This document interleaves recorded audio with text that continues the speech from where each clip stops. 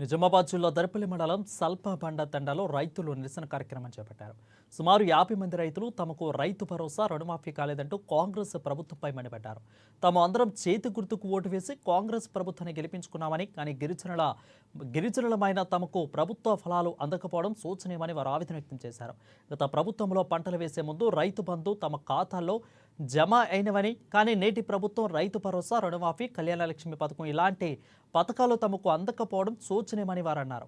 ఇకరైనా తమ న్యాయమైన డిమాండ్లను నెరవేర్చాలని, లేదంటే రానున్న రోజుల్లో రైతులు రోడ్లపైకి వచ్చి ధర్నా చేయవలసిన పరిస్థితి ఏర్పడుతుందని, రానున్న స్థానిక ఎన్నికల్లో రైతుల సత్తా ఏంటో చూపిస్తామని హెచ్చరించారు.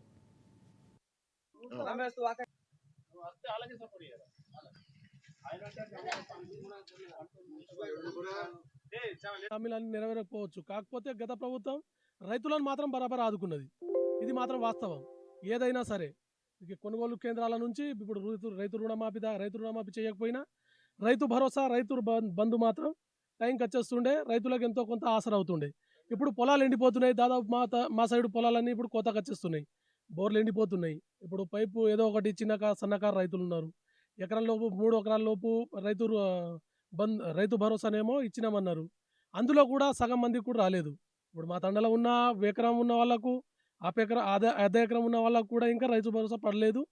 ఇది ఈ ప్రభుత్వము దృష్టిలో పెట్టుకొని వచ్చే ఎలక్షన్ల లోపు ఇవన్నీ నెరవేరిస్తే కానీ వచ్చే ఎలక్షన్ల లోపు ఇది గట్టెక్కే పరిస్థితి లేదు.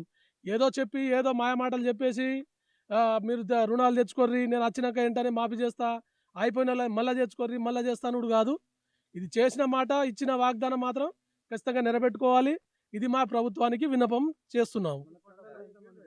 మా తండాలో దాదాపు 20-30 మందికి రాలేదు సార్. నా పేరు బద్య నాయక్, విలేజ్ మాది సల్పతండ, మండల్ దర్పల్లి, జిల్లా నిజామాబాద్. ఎలక్షన్ టైంలో మన రేవంత్ రెడ్డి ప్రతి రైతుకు 2 లక్షల రుణమాఫీ చేస్తున్నాడు.